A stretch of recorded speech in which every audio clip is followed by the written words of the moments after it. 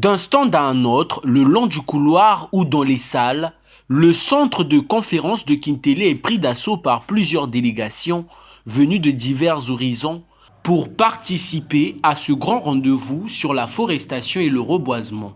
En ce début de mois de juillet, dans un décor forestier, un échantillon d'élèves a été mis au devant de la scène afin d'interpeller les consciences sur la préservation de la nature et la lutte contre les effets néfastes sur le climat, ce par le biais d'une animation théâtrale. Dis-lui, qu'est-ce que nous devrions faire tous ensemble, ensemble dans l'unité, qu'est-ce que nous devrions faire? Nous devons planter de nouveaux arbres. Et quoi encore? Nous devons arrêter de couper les arbres. Est-ce que ça suffit de planter les arbres? Non. Mais qu'est-ce qu'il faut faire après? Il faut faire le suivi. Les arbres veulent être arrosés tous les jours. Les arbres veulent aussi manger parce qu'ils ont besoin de fumier. C'est ça le suivi des arbres, n'est-ce pas, ma collègue? Oui. Cette animation est fruit du ministère de l'Industrie culturelle, touristique, artistique et des loisirs. Échangeant avec ses élèves, la ministre Marie-France Lydie-Hélène Pongo, à côté de sa collègue de l'économie forestière Rosalie Matondo, a expliqué le bien fondé de sa contribution relative à la promotion du tourisme forestier. Lors du reboisement et de la forestation, qu'on tienne en compte le tourisme forestier. Parce que le tourisme forestier, c'est un tourisme qui bénéficie aux communautés rurales et aux peuples autochtones. Donc ça, c'est la contribution que nous sommes venus expliquer et donner ici au niveau de cette conférence.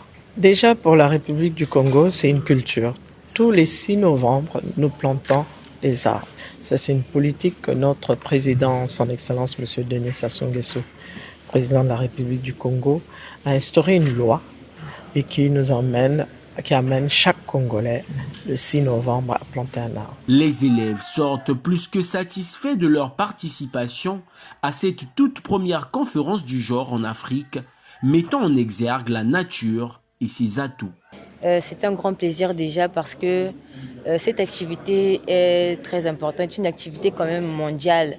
Nous le partageons avec le monde entier parce que c'est pour protéger la nature et les êtres vivants qui s'y trouvent.